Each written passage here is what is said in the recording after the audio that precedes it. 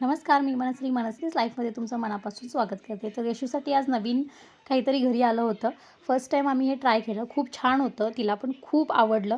आणि सध्या काय झालं आहे, स्कूल चालू झाल्यापासून बुक्स एवढे आहेत की कवर घालायला टाईमच भेटत नाही. कारण खूप सारी कामं असतात. जेवढी गरजेची बुक्स आहेत तेवढे कवर घालून दिलेले होते ग्रेशूला आणि बाकीच्या बुक्सना कवर घालायचे होते. तर ह्या वेळेला ग्रेशूसुद्धा हेल्प करते कवर घालायला.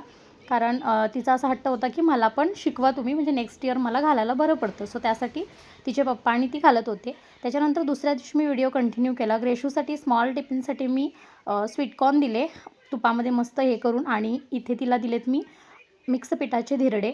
तर खूप छान होतं. आणि इथं नाश्त्याला तिला मी मूग दिले होते, भिजवलेले होते, शिजवलेले नव्हते, ते मोड आलेले. तर तिने ते खाल्ले. आता रिक्षा यायचा टाईम झाला आहे. तर आत्ता स्कूलला जायच्या टायमाला पण आमची मॅडम खेळत असते. तर फायनली ग्रेशू स्कूलला गेली. त्याच्यानंतर मी दुसऱ्या दिवसासाठी डोशाचं भिजत ठेवलं. आणि इथे एक नवीन डिश बघितली होती यूट्यूबला. म्हटलं करून बघूया. हे ब्रेड क्रम्स मी बनवलेले आहेत मिक्सरच्या भांड्यांमध्ये, आणि याच्यामध्ये सगळं मी मसाले वगैरे घालून घेतलेले आहेत. फक्त लसूण घालायची बाकी होती. आणि ही आहे कॉर्नफ्लॉरची स्लरी, ज्याच्यामध्ये डीप करून मग ते ब्रेड क्रम्समध्ये हे करायचं आहे. तर हे पोह्याची डिश होती, पोह्याचे कटलेट होते, जी मी रेसिपी खूप दिवस आधी बघितली होती यूट्यूबला. म्हटलं ट्राय करूया. तर एवढी छान झाली ती, मला वाटलं नव्हतं एवढी छान होईल असं फर्स्ट टाईमलाच.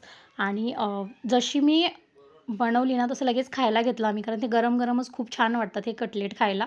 तर मी सुरुवातीला माझ्यासाठी आणि ग्रेशूसाठी बनवणार होती, म्हणून मी काहींनाच फक्त ब्रेड क्रम्स लावून घेतले.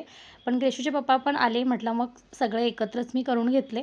आणि तर ब्रेड क्रम्स मी थोडेसे ह्याच्यामध्ये मिक्स पण केलेले आहेत आणि नंतर ते वरून लावलेले सुद्धा आहेत. त्याच्यामुळे खूप छान त्याला कुरकुरीत पण आलं आहे. आणि फायनली ही डिश झाल्यानंतर पटकन आम्ही खायला घेतलं, जसं मी आधीही सांगितलेलं आहे. आणि खूप मस्त झालेली डिश.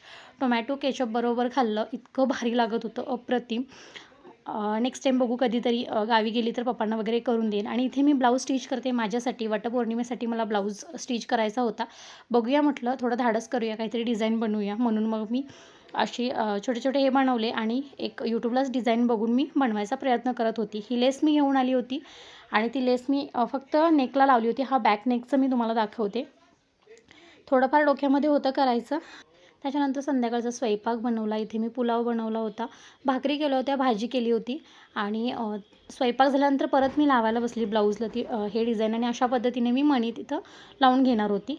तर हे आत्ता जाऊन मी आणले, म्हणजे 9 वाजता मी गेली स्टेशनरीमध्ये आणि घेऊन आली, कारण मी आणायचं विसरली होती. तर पौर्णिमेच्या आधीचा व्हिडिओ आहे हा. तर आजचा व्हिडिओ एवढाच होता. बाय.